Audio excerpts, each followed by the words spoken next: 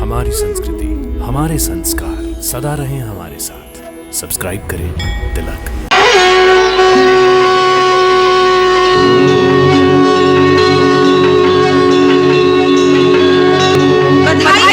बधाई हो महाराज, बधाई हो महाराज। महारानी कौशल्या ने पुत्र को जन्म दिया है। बधाई हो महाराज।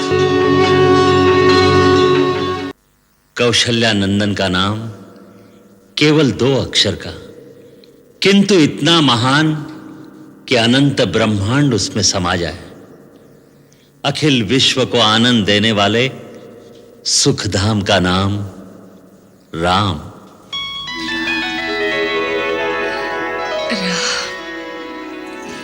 मेरे राम, मैं सूर्य देवता की आज्ञा से तुम्हें शिष्य रूप में स्वीकार करता हूं। गुरु और शिष्य के बीच सर्वदा प्रेम और विश्वास बना रहे। मेरे जो उत्तम गुण हो तुम केवल उन्हें ही ग्रहण करना, मेरे अवगुणों को ग्रहण नहीं करना।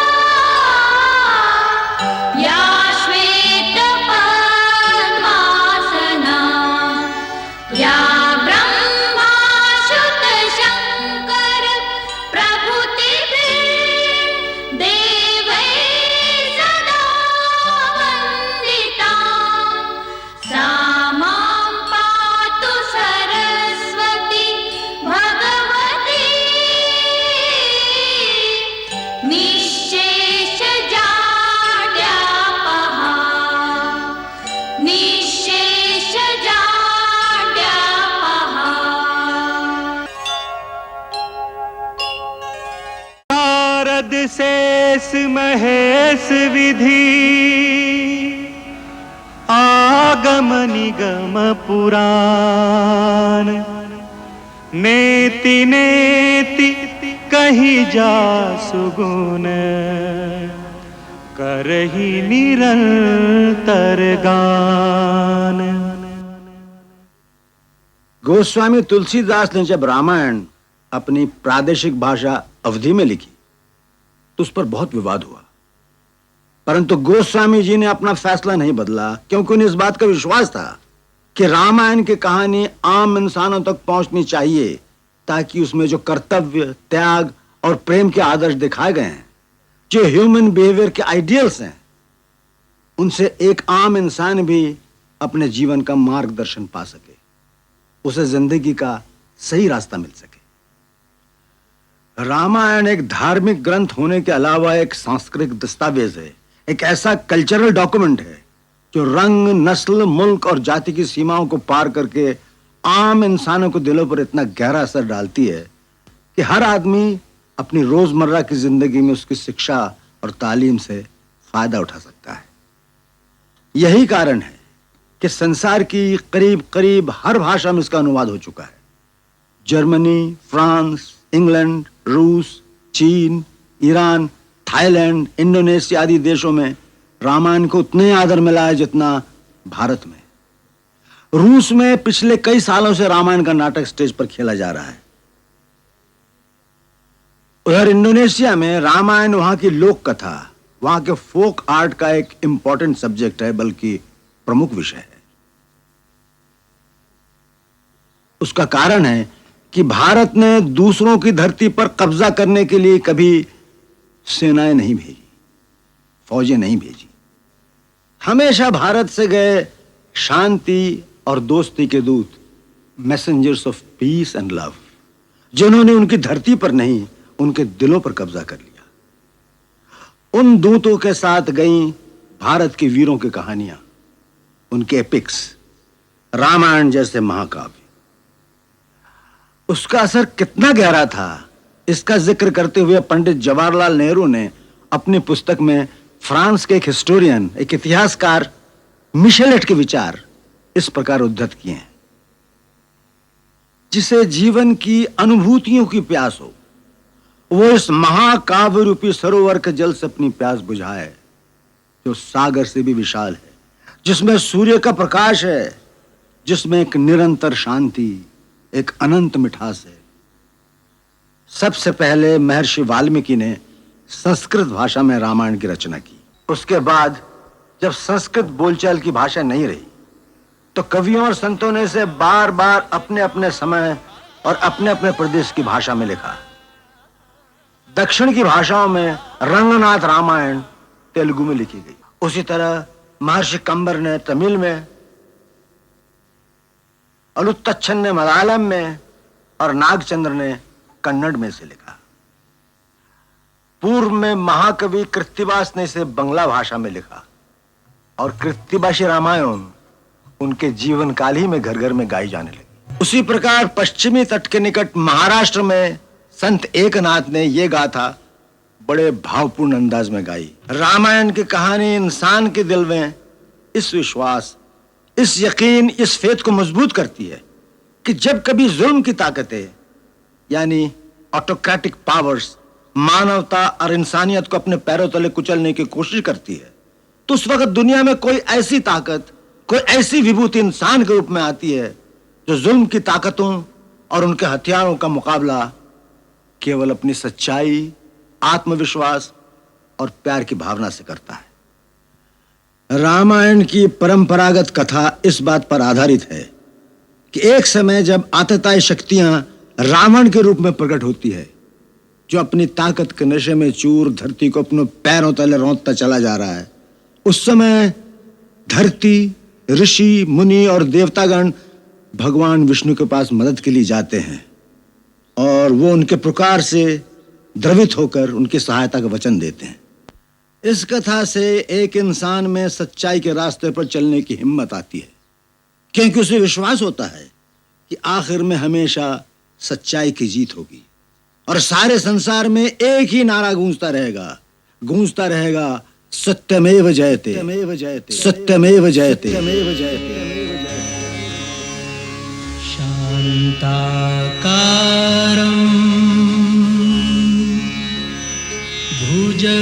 भुजगशयनं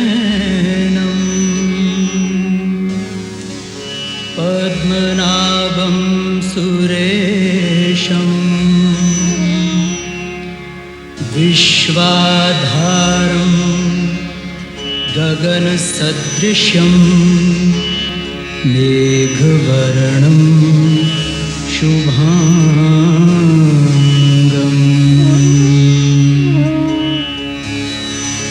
यं ब्रह्मा वरुणेन्द्र रुद्रमरुतः स्तुनवन्ति दिव्यैस्तवैः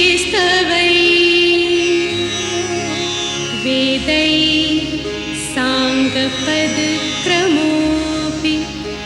निषदैर्गायन्ति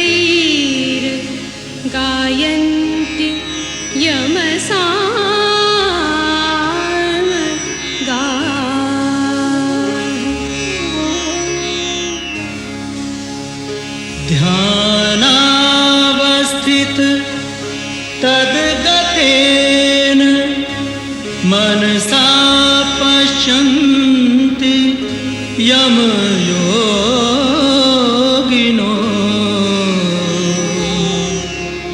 यस्यान्तं न विदुःसुरा सुरगणा देवाय तस्मै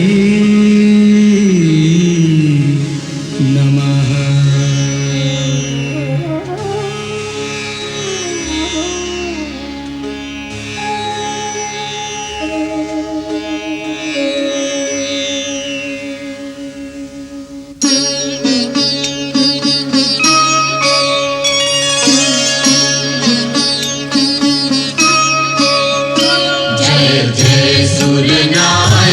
जन सुखदायक प्रणतपाल भगवंता ओझित हितकारी जय असुरारी सिंधु सुता प्रिय कंता आनंद सुर धरणी अद्भुत करणी मर मन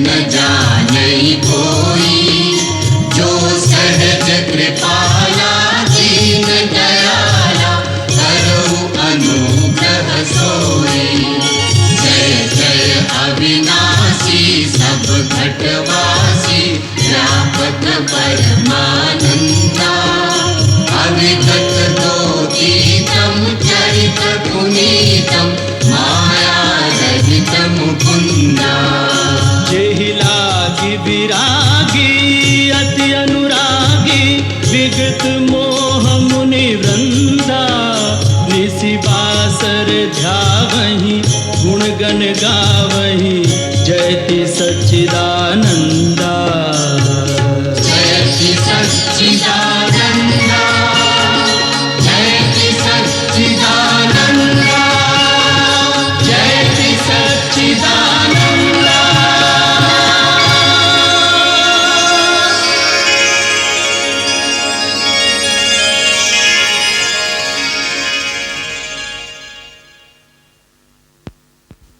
जय ब्रह्मदेव। हे सच्चिदानंद, हे सृष्टि पालक, पापी रावण के अत्याचारों से पीड़ित होकर ये पृथ्वी, ऋषि मुनि देवता गंधर्व सब आपकी शरण में आए हैं। इनकी रक्षा कीजिए भगवान, रक्षा कीजिए, रक्षा कीजिए। पृथ्वी पर धर्म और सत्य का नाश हो रहा है प्रभु। पाप की शक्तियां बढ़ रही हैं। राक्षसों का राजा रावण अहंकार के मद में चूर होकर तीनों लोगों को अपने पांव तले रौंदने को तैयार है। देव, दानव, मनुष्य कोई उसका सामना करने की हिम्मत नहीं करता, क्योंकि स्वयं ब्रह्मा और महादेव ने उसे वरदान दिया है कि देव, दानव, नाग, किन्नर, गंधर्व किसी के हाथों से वो मारा नहीं जाएगा। प्रभु, आपकी सृष्टि का भार धारण करना मेरा धर्म है, परंतु जब धर्म की जगह अधर्म का राज होता है तो अधर्म से अनाचार, अनाचार से भ्रष्टाचार और भ्रष्टाचार से अत्याचार की ज्वाला भड़क उठती है। जब अत्याचार इतने बढ़ जाते हैं तो देखिए, पाप की ज्वाला में मेरा शरीर जलने लगता है। प्रभु, मेरी रक्षा कीजिए। पृथ्वी त्राही त्राही कर रही है करुणा निधान। जब वो अभिमानी चलता है तो ऐसा प्रतीत होता है मानो धरती को अपने पैरों तले कुचल रहा हो। असुरों के आतंक से धर्मशील जनता चीत्कार कर रही है। उसके सैनिक लोगों को त्रास दे रहे हैं। राक्षस साधु जनों का खून पी रहे हैं। प्रभु, आज अबलाओं की लाज और मानव की मानवता को बचाने वाला कोई नहीं रहा। आज वो अवस्था आ गई है, यदि कोई धर्म और सत्य के रास्ते पर चलने की कोशिश करे तो वो जीवित नहीं रह सकता। आज हर प्राणी पाप और भ्रष्टाचार के रास्ते पर चलने को विवश किया जा रहा है। जब ऐसी अवस्था आ जाए तो सत्य की रक्षा के लिए किसी महान शक्ति का अवतार लेना आवश्यक हो जाता है। सच्चिदानंद। देवादिदेव प्रणाम। हे सर्वेश्वर, आपने जो कर्म का विधान बनाया है उसके अनुसार जो भी श्रम करेगा, परिश्रम करेगा, तपस्या करेगा, उसे शक्ति अवश्य प्राप्त होगी। उसी विधान को निभाना आपका कर्तव्य है प्रभु। धरती पर जब भी कोई जालिम प्राणी मात्र को अपने चरणों में झुकने पर मजबूर कर देता है तो एक सच्चा इंसान उसके सामने झुकने से इनकार कर देता है, क्योंकि उसे विश्वास होता है कि ऊपर कोई शक्ति है जो उसके साथ न्याय करेगी, उसकी रक्षा करेगी। जिस दिन यह विश्वास टूट जाएगा कि अंत में सच्चाई की जीत होती है, उस दिन कोई धर्म के रास्ते पर नहीं चलेगा। समाज बिखर जाएगा। धरती, सूर्य, चंद्रमा अपना अपना रास्ता बदल देंगे। सृष्टि का सारा क्रम अस्त व्यस्त हो जाएगा। देवगुरु बृहस्पति ठीक कहते हैं प्रभु। यही वो समय है जब ईश्वर का अवतार लेना आवश्यक होता है। त्रिपुरारी, पापी के पाप में ही उसके नाश का बीज छुपा रहता है। जो रावण यह समझता है कि उससे बढ़कर कोई शक्ति नहीं रही, उसका नाश भी उसी अहंकार में छुपा हुआ है। उस अहंकार के कारण उसने वरदान मांगते समय मनुष्य और बानर के हाथों न मरने का वरदान नहीं मांगा था। जिस मानव को वह कीड़े मकोड़ों की तरह तुच्छ समझता है, उसी सामान्य मानव के रूप में मैं अवतार लेकर उसका मान भंग करूंगा। हम अपनी कलाओं सहित अयोध्या नरेश दशरथ के घर में जन्म लेंगे और असुरों के अत्याचारों से पृथ्वी की रक्षा करेंगे, ताकि धरती पर जहां भी लोग सत्य और धर्म का साथ दें, वहां उन्हें एक ही विश्वास हो कि अंत में सच्चाई की जय होगी।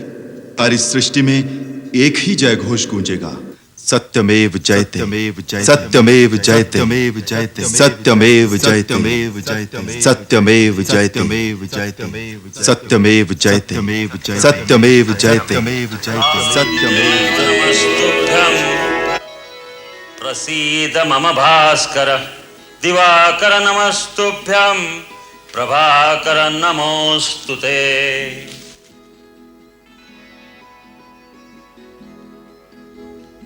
महाराज दशरथ, आज सूर्य देवता उत्तरायण में प्रवेश कर रहे हैं। यह बड़ा ही पुनीत मुहूर्त है। इस शुभ मुहूर्त में अपने कुल देवता से जो प्रार्थना करोगे वो अवश्य सफल होगी। गुरुदेव, आपके आशीर्वाद से अपार वैभव, सुख, समृद्धि, कीर्ति सब कुछ है, परंतु एक ही कमी है जो हमें व्याकुल किए रहती है। जिस सूर्यवंश में महाराज इक्ष्वाकु, दिलीप, भगीरथ, रघु, हरिश्चंद्र जैसे परम प्रतापी यशस्वी राजा हुए हैं, क्या वो रघुकुल दशरथ के साथ ही समाप्त हो जाएगा? क्या हमारे बाद पितरों को पानी देने वाला कोई ना होगा? महर्षि वशिष्ठ, कुल देवता सूर्य भगवान से हमारी यही प्रार्थना है, यही पुकार है। सूर्यवंश का सूर्य दशरथ के साथ ही अस्त ना हो जाए। आप तो जानते हैं गुरुदेव कि कोई मां कहने वाला ना हो तो स्त्री अपने आप को पूर्ण नहीं समझती। एक मां के हृदय का आंगन जब तक सूना रहेगा गुरुदेव, तब तक संसार के सारे सुख, वैभव इन महलों के खालीपन को कभी नहीं भर सकते। आप तो त्रिकालदर्शी है गुरुदेव, हमारे मन की व्यथा तो आप जानते ही हैं। महारानी कौशल्या, देवी कैकेयी, देवी सुमित्रा, आप निराश न हो। सूर्य भगवान आपकी मनोकामना अवश्य पूरी करेंगे, परंतु उसके लिए पुत्र कामेष्टि यज्ञ करना होगा। तो फिर गुरुदेव, उसमें देरी क्यों? आप यज्ञ का आयोजन कीजिए। परंतु देवी, हम वो यज्ञ नहीं करा सकते। आप नहीं कराएंगे तो और कौन कराएगा? अथर्ववेद के पूर्ण ज्ञाता ऋषशृंग मुनि इसके विशेषज्ञ हैं। ये यज्ञ उन्हीं के द्वारा संपन्न होना चाहिए। तो फिर उन्हें बुलवाइए गुरुदेव और यज्ञ का अनुष्ठान कीजिए। नहीं देवी कैकेयी, उसके लिए तो महाराज को स्वयं उनके पास जाकर प्रार्थना करनी चाहिए। गुरुदेव, मैं आज ही उनके पास जाने के लिए तैयार हूं। मैं अभी आर्य सुमंत्र को बुलवाकर कहती हूँ कि वो सेनापति को आदेश दे कि महाराज के साथ जाने के लिए रथ, हाथी, घोड़े और पैदल सेना तुरंत तैयार की जाए। महाराज आज ही प्रस्थान करेंगे। नहीं देवी कैकेयी, वहां रथ, हाथी, घोड़े, सेना की आवश्यकता नहीं। महाराज एक योगी के पास कुछ मांगने जा रहे हैं, अपना ऐश्वर्य और पराक्रम दिखाने नहीं जा रहे हैं। देवी, भिक्षा खाली झोली में ही डाली जाती है। एक महात्मा के पास अपना वैभव दिखाने जाओगे तो सोने चांदी की चमक दमक और अहंकार ही लेकर आओगे। आपने सत्य कहा गुरुदेव। ऋष्यशृंग मुनि के द्वार पर राजा दशरथ नहीं, भिक्षुक दशरथ नंगे पांव जाएगा। आशीर्वाद दीजिए। तुम्हारी मनोकामना सफल होगी राजन।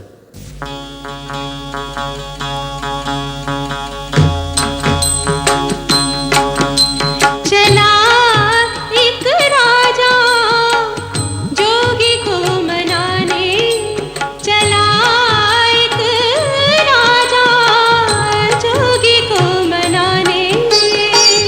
जोगिया मनाने, जोगिया मनाने, जोगिया मनाने, जोगिया मनाने।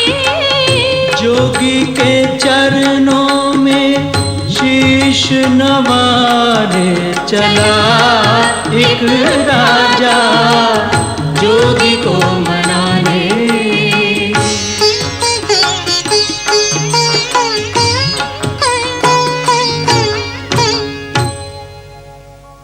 आंसू से पग धोए धोए हर भांति मनावे राजा। हुए प्रसन्न तथास्तु कहा, फिर यज्ञ कर्म शुभ साजा।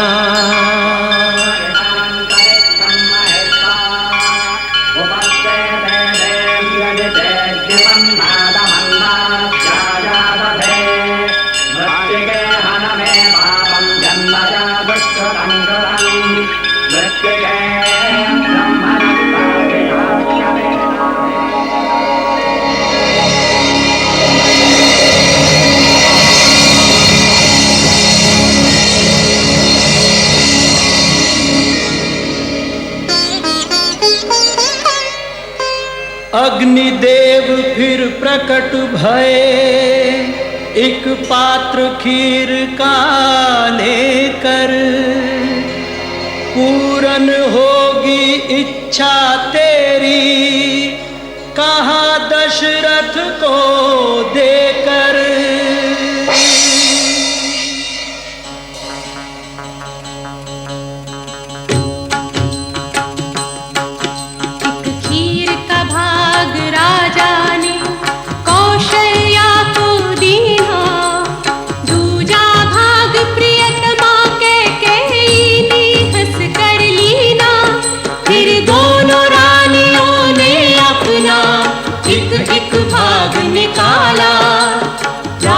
सुमित्रा को दोनों ने एक एक दिया निवाला। देवराज इंद्र, श्रीमन नारायण ने पृथ्वी पर अवतार लेने का संकल्प ले लिया। अब आप देवताओं को भी आदेश दीजिए, पृथ्वी पर जाकर वानर कुल में जन्म लेकर प्रभु की सेवा करें।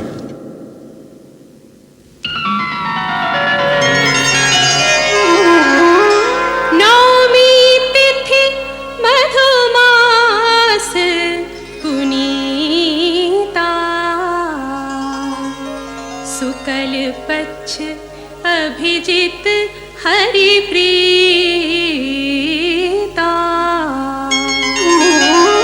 मध्य दिवस अति शीतना घामा, पावन काल लोक विश्रामा।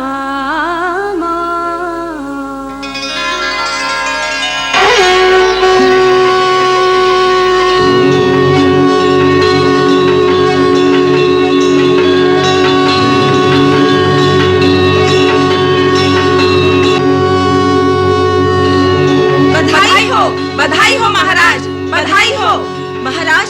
महारानी कौशल्या ने पुत्र को जन्म दिया है। बधाई हो महाराज।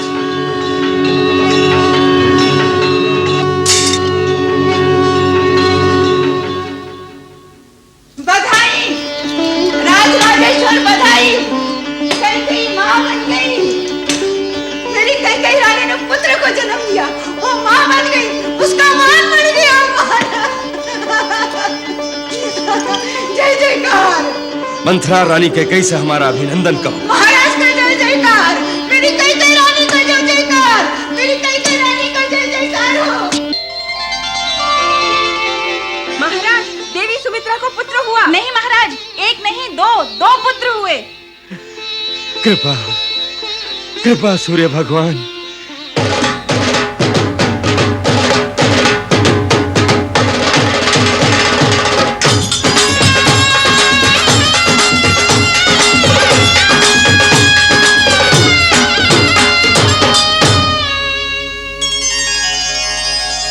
अरे अवधपुरी में हो बाजे बधैया,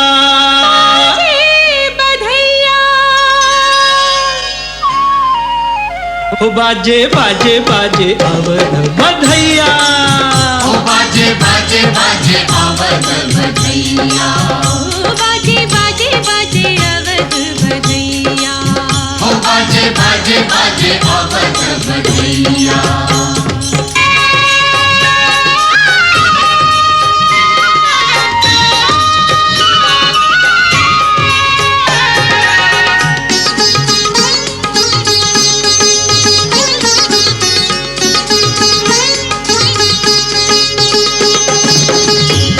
राजा दशरथ मगन है कितने, राजा दशरथ मगन है कितने, मगन है तीनों मैया, मगन है तीनों मैया।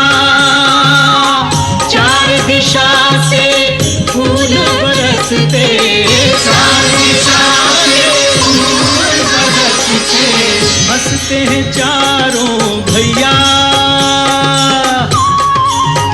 बाजे बाजे बाजे अवध बधैया, ओ बाजे बाजे बाजे अवध बधैया, ओ बाजे बाजे हो, बाजे बाजे बाजे बाजे बाजे बाजे बाजे बाजे बाजे बाजे, ओ बाजे बाजे बाजे अवध बधैया, ओ बाजे बाजे बाजे अवध बधैया, ओ बाजे बाजे बाजे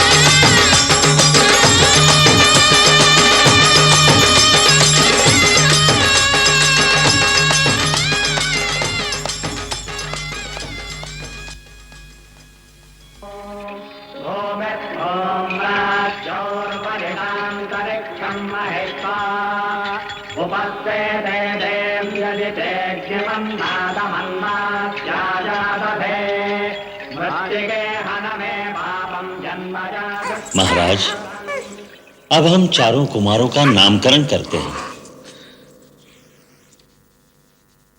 कौशल्या नंदन का नाम केवल 2 अक्षर का, किंतु इतना महान कि अनंत ब्रह्मांड उसमें समा जाए। अखिल विश्व को आनंद देने वाले सुखधाम का नाम राम।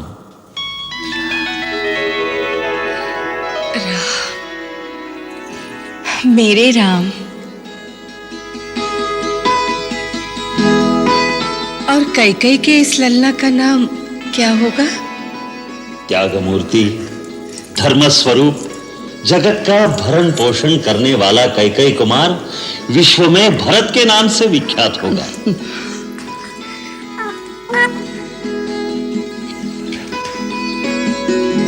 भरत,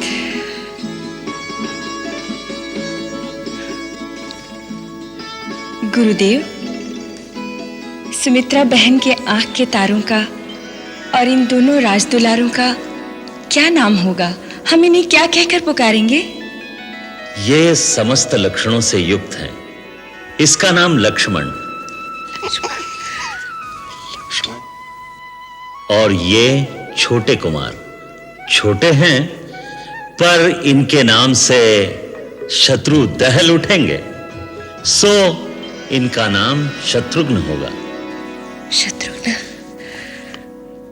राम, भरत, लक्ष्मण, शत्रुघ्न। गुरुदेव, चारों भाइयों की कुंडली में ग्रह नक्षत्र कैसे हैं? क्या पूछना अयोध्यानाथ? चारों पुत्र मानो चारों वेद तत्व उदय हुए हैं तुम्हारे कुल में। कोई दोष, कोई अवरोध, कोई अमंगल है ही नहीं तुम्हारी इन चारों मंगल मूर्तियों में। रघुवंश के सारे राजाओं में सबसे प्रतापी, यशस्वी होंगे ये चारों कुमार। एक और योग दृष्टिगोचर हो रहा है। वो क्या है धर्ममूर्ति? वैसे तो चारों भाइयों में भ्रातृ प्रेम युग युग तक बखान किया जाएगा, परंतु विशेष रूप से एक और राम लक्ष्मण की जोड़ी और दूसरी ओर भरत शत्रुघ्न की जोड़ी ऐसी होगी जैसे एक प्राण और 2 शरीर।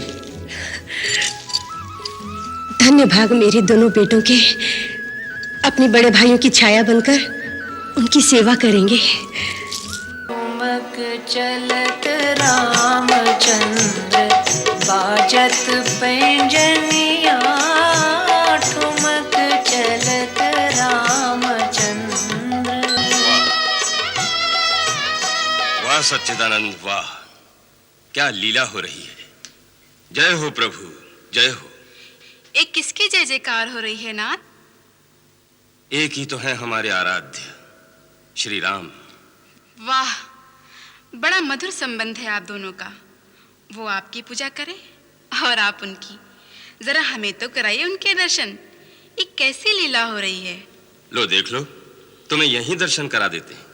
दूध कटोरा उठाए के मटके, दूध कटोरा उठाए के मटके, कागा को पिलाने जावे राम जी, कागा को पिलाने जावे राम जी। पकड़ पिता की भैया भैया भैया, ठुमक चलत रामचंद्र बाजत पैंजनिया, ठुमक चलत रामचंद्र।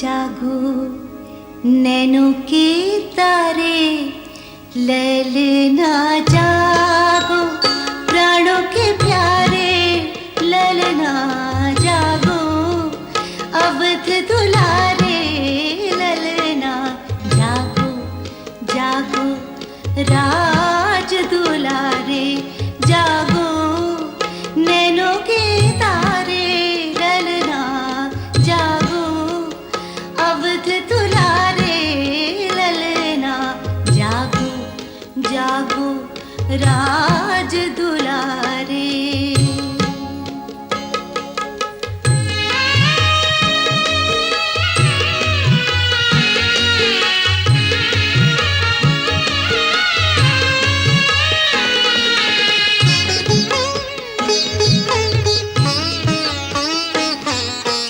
रजनी बीती भोर भई, रजनी बीती भोर भई, खुले गगन के द्वारे, ललना रजनी बीती भोर भई, खुले गगन के द्वारे, ललना गूंज रही पलना में कब से, गूंज रही पलना में कब से, कंगना की झंकारे, ललना कंगना की झंकारे, ललना जागो नैनों के तारे, ललना जागो प्राणों के प्यारे,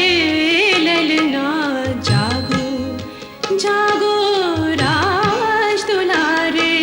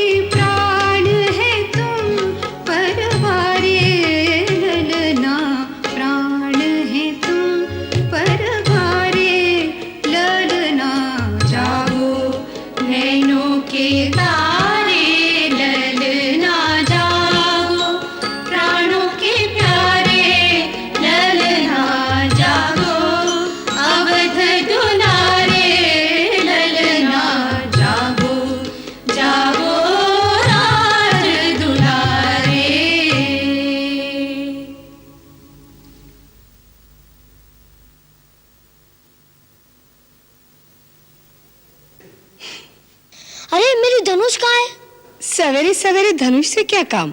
माँ वो लोग सारे आम गिरा लेंगे। कौन लोग? भरत, लक्ष्मण, शत्रुघ्न, हमारी ओर लगी है ना, अमराई में आम पक गए हैं। आज हम सब अपने अपने बाणों से आम गिराएंगे, देखना है कौन अधिक आम गिराता है। अच्छा, तो इसलिए आप 7 धनुष लेकर सोए थे? हाँ, मेरी धनुष दे दो, नहीं तो लक्ष्मण, भरत, शत्रुघ्न पहले पहुंच जाएंगे और आम गिरा लेंगे। डरो नहीं, अभी कोई नहीं जागा। जागा नहीं है तो ठीक है, मगर मेरी धनुष तो दे दो। अच्छा बाबा, ये रही तेरी धनुष, लेकिन अभी नहीं, अभी तो कितने काम करने हैं। पहले स्नान ध्यान करो, भगवान को नमस्कार करो, अपने पिता को नमस्कार करो, कुछ खा पी लो, फिर चले जाना आम तोड़ने। इतने सारे काम पहले क्यों नहीं जगाया? कोई बात नहीं, चल।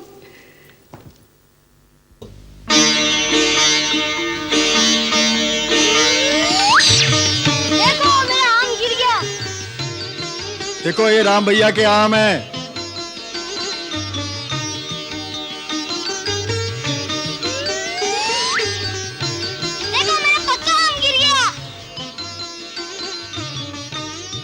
देखो ये भरत भैया के आम हैं।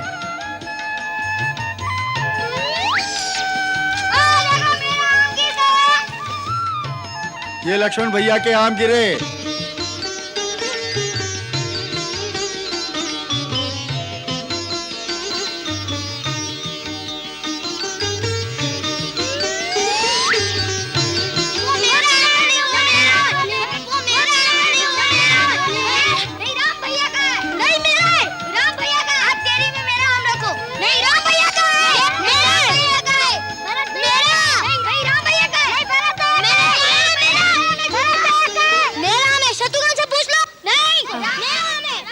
कितना आनंद भरा दृश्य है। उठा लो आनंद, कुछ दिन और फिर कहाँ देखने को मिलेगा ये। क्यों? शीघ्र ही ये लोग गुरुकुल जाने वाले हैं। कब? बसंत पंचमी के दिन। हाँ, उसी दिन तो इन लोगों का योग्य पवित्र संस्कार भी है। और फिर ये वशिष्ठ के आश्रम में चले जाएंगे। इतनी जल्दी? इन लोगों के बगैर तो राजमहल सुना हो जाएगा। आप महाराज से कहिए ना, कुछ दिन और रुक जाएं। नहीं, इसे रोकना संभव नहीं। यही मुहूर्त विद्या आरंभ के लिए सबसे शुभ माना जाता है। गुरुदेव की आज्ञा है कि उसी दिन चारों कुमारों का उपनयन संस्कार होगा।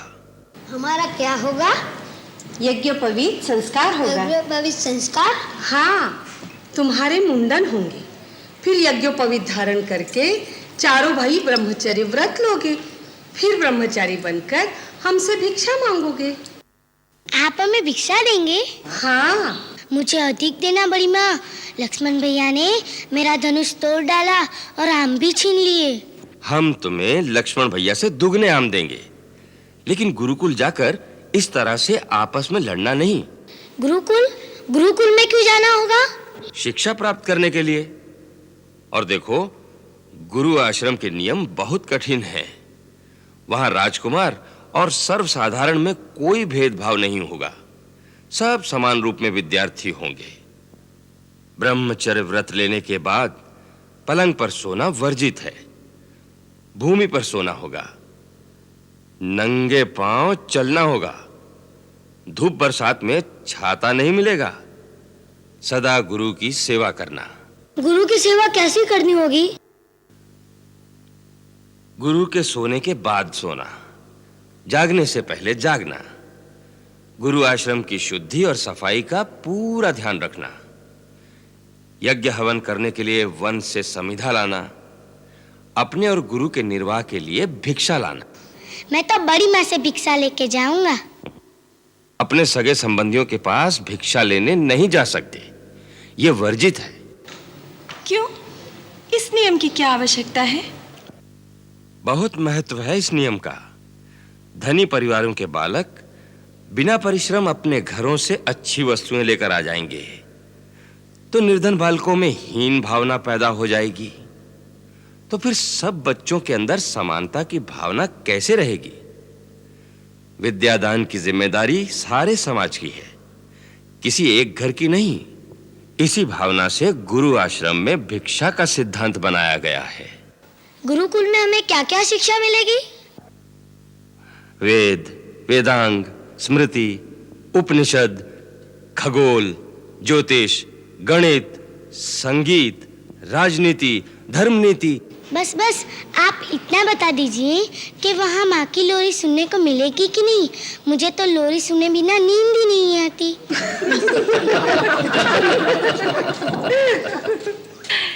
लो और सुनो। गुरुदेव वशिष्ठ ने इसकी जन्म कुंडली देखकर कहा था, शत्रु भी दहल उठेंगे इसके नाम से, और ये जन्म भर माँ की लोरियां ही सुनता रहेगा। बड़ा वीर पुरुष बनेगा तू तो। क्या वीर पुरुष लोरी नहीं सुनते?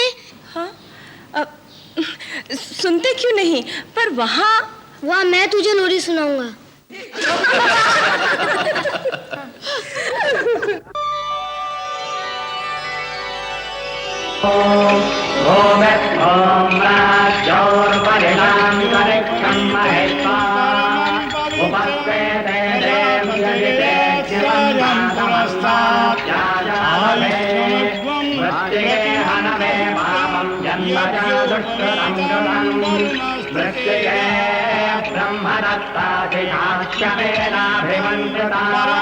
मृत्तिके देहि मे पुष्टिं त्वयि सर्वं प्रतिष्ठितं मृत्तिके प्रतिष्ठिते सर्वं तन्मे नन्दमृत्तिके ॐ राज्योर्वरिणान्तरिक्षं महित्वा उपस्वेते देव्यजिते शिवं नादमन्नात्याजादधे मृत्तिके हन मे पापं जन्मजा दुष्कृतं कृतं मृत्तिके ब्रह्मदत्ताधिकाश्यमेनाभिमन्त्रिता मृत्तिके देहि मे पुष्टिं त्वयि सर्वं प्रतिष्ठितं मृत्तिके प्रतिष्ठिते सर्वं तन्मे नन्दमृत्तिके।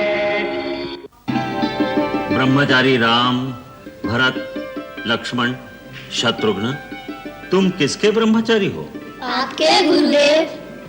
सर्वप्रथम तुम ब्रह्मा के ब्रह्मचारी हो, फिर वज्रधारी इंद्र के, पश्चात अग्नि देवता के, तत्पश्चात मेरे ब्रह्मचारी हो।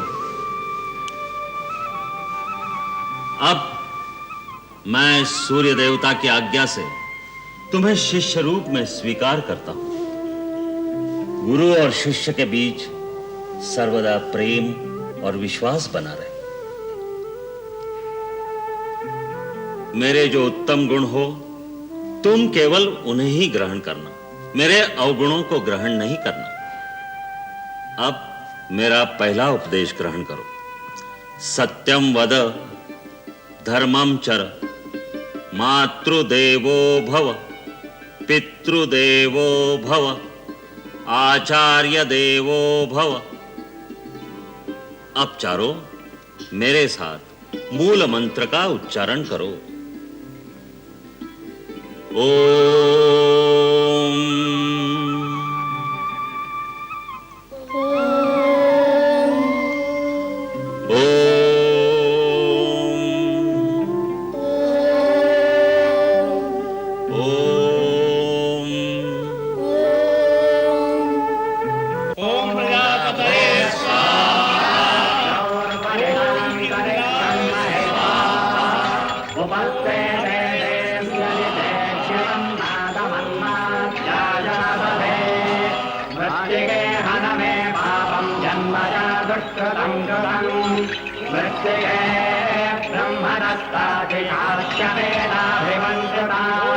मृत्तिके देहि मे पुष्टिं त्वयि सर्वं प्रतिष्ठितं उपस्वेते देव्यजिते शिवं नादमन्नात्याजादधे मृत्तिके भिक्षां देहि भवति भिक्षां देहि माता भिक्षां देहि।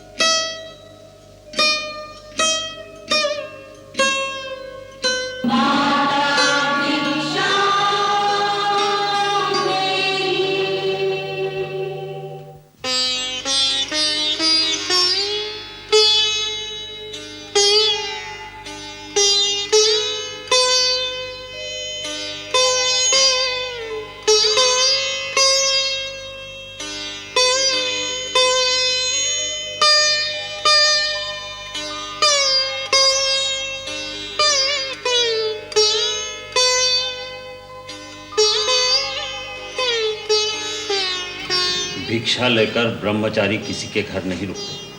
वत्स, गुरु आश्रम में चलो। गुरुदेव, बाहर रथ तैयार है। देवी, विद्या का व्रत लेकर बटु ब्रह्मचारी के लिए सवारी वर्जित है।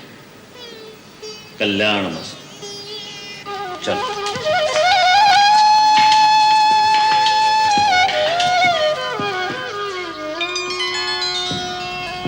माताओं के नैन से रोके रुकत न नीर, दशरथ से राजा प्रबल सोहु आज अधीर, सोहु आज अधीर।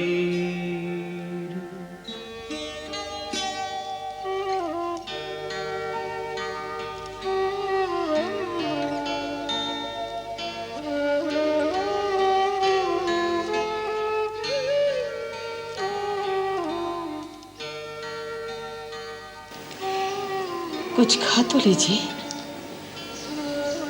भूख नहीं।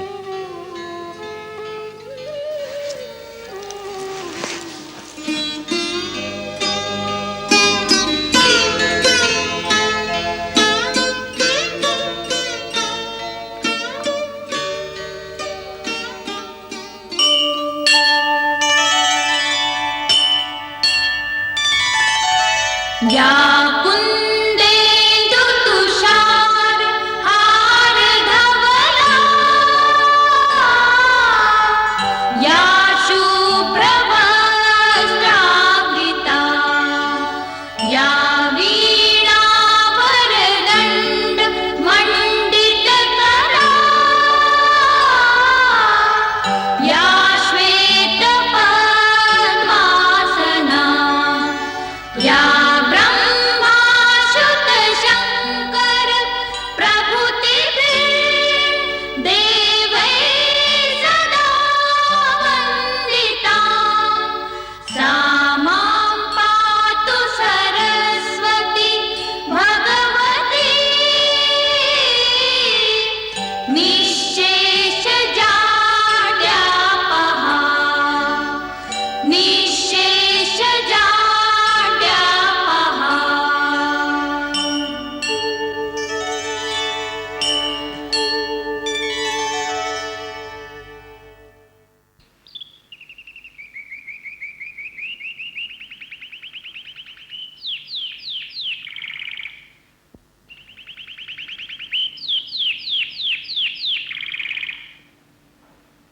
तुम सब यहाँ विद्या ग्रहण करने के लिए आए हो, परंतु विद्या ग्रहण करने से पहले ये आवश्यक है कि अपने शरीर को स्वस्थ रखने के उपाय सीखे जाएं। क्योंकि यदि तुम बीमार हो जाओ, अपना शरीर कमजोर हो जाए, तो तुम अध्ययन कैसे करोगे, जीवन के धर्म कैसे सीखोगे? मनुष्य का शरीर 5 तत्वों से बनता है: पृथ्वी, जल, अग्नि, आकाश और वायु। ये 5 तत्व अगर संतुलन में रहे तो शरीर स्वस्थ रहता। मनुष्य के शरीर पर जिन चीजों का असर होता है वो है उसका खाना पीना, वातावरण, उसके विचार, उसका आचरण। ये सब चीजें सात्विक होनी चाहिए। इसके अतिरिक्त असर पड़ता है उस चुंबकीय शक्ति का जिसके सहारे इस विश्व की हर चीज अपने अपने स्थान पर स्थित रहती है। आकाश में जितने तारे तुम देखते हो वो सब एक दूसरे की आकर्षण शक्ति के कारण ही अपनी अपनी जगह स्थिर रहते हैं। उस चुंबकीय शक्ति से विद्युत अर्थात बिजली की लहरें निकलती रहती हैं। वो लहरें सूरज, चांद, सितारों और हमारी धरती, यहां तक कि हमारे शरीर पर भी असर डालती हैं। मैं तुम्हें अपने शरीर में दिखाता हूं। देखो कैसे ये लहरें मनुष्य के शरीर पर असर डालती हैं। याद रखो, मनुष्य के शरीर में भी चुंबकीय ध्रुव होते हैं, जिनके गिर्द ये तरंगे वृत्ताकार घूमती रहती है। वो दिखाई नहीं देती, परंतु उनका बहुत गहरा प्रभाव हमारे शरीर पर पड़ता है, जो हमारे मानसिक और शारीरिक स्वास्थ्य के लिए बहुत महत्वपूर्ण है। इसलिए सोते समय तुम्हें ऐसी दिशा में सोना पड़ेगा जिससे तुम्हारे शरीर पर धरती की उन लहरों का अनुकूल असर पड़े। हमसे पिताजी ने कहा था कि आश्रम में नंगे पांव रहना पड़ेगा, और ये भी कहा था कि धूप और बरसात में छाता नहीं मिलेगा। ऐसा क्यों गुरुदेव? क्योंकि गुरु का कर्तव्य है कि वो अपने शिष्यों को मजबूत बनाए, ताकि जीवन में हर परिस्थिति का वो सामना कर सके। आज तुम राजकुमार हो, कल को वनवास में जाना पड़ जाए, और उस समय जो मजबूत नहीं होगा वो टूट जाएगा। इसीलिए ये कठोर तपस्या की आवश्यकता है।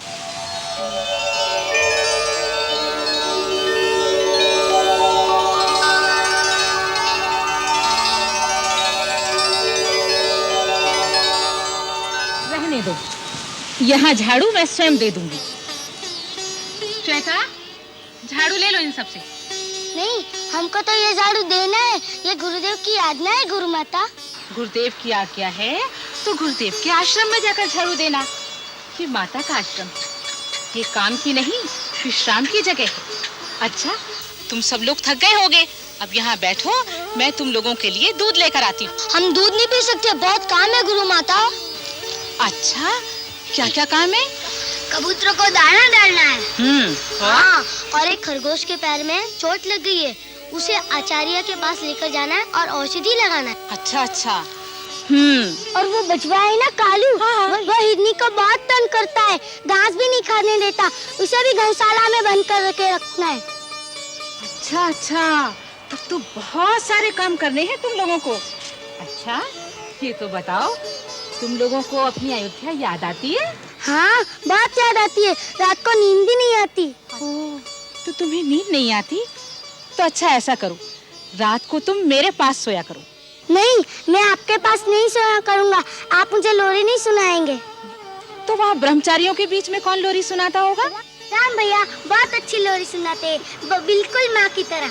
राम भैया।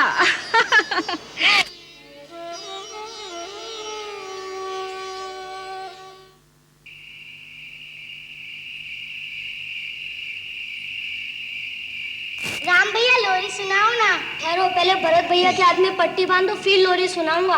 अब मैं ठीक हो गया, मेरी चिंता मत करो। भरत भैया तो ठीक हो गया, लोरी सुनाओ ना, मुझे मेरी माँ याद आ रही है। मुझे भी मेरी माँ याद आ रही है।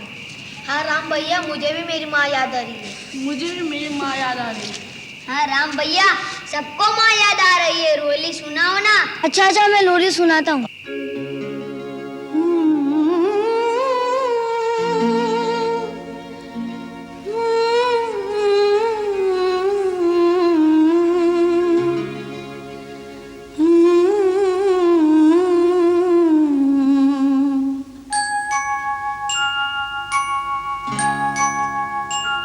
आजा आजा री निंदिया, धीरे धीरे से आजा, राजा बिटुआ की अखियों में समा जा री। आजा निंदिया, आजा आजा री निंदिया, धीरे धीरे से आजा, राजा बिटुआ की अखियों में समा